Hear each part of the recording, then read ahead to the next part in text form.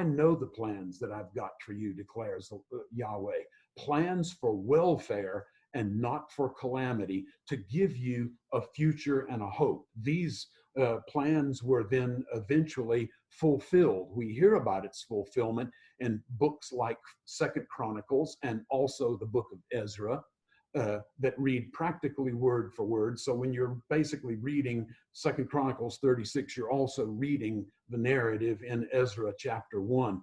And here we have in the Bible a record of God's fulfilling his promise through Isaiah first, and then even more given with more specifics through the prophet Jeremiah as well.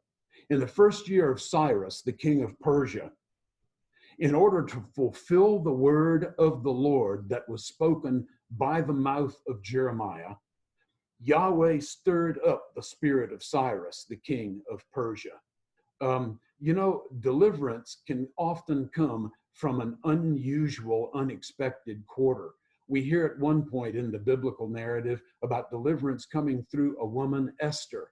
We hear about other acts of deliverance in the days of the judges using really unusual people. Here we have a pagan king that the Lord is nevertheless able to channel his thoughts, channel his heart in the direction that God's plan says redemptive history will go. In order to bless his people, God will raise up a pagan king, allow him to function ruling over a pagan nation, Persia at this point.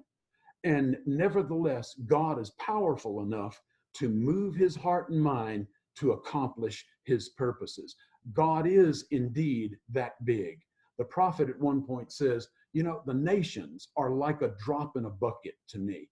God is that big, and he's able to create situations and circumstances, move history along, move your life along, irrespective of what the pushback is coming from different directions. God is bigger than that. Remember, greater is he who is in you than he who, or that which is in the world.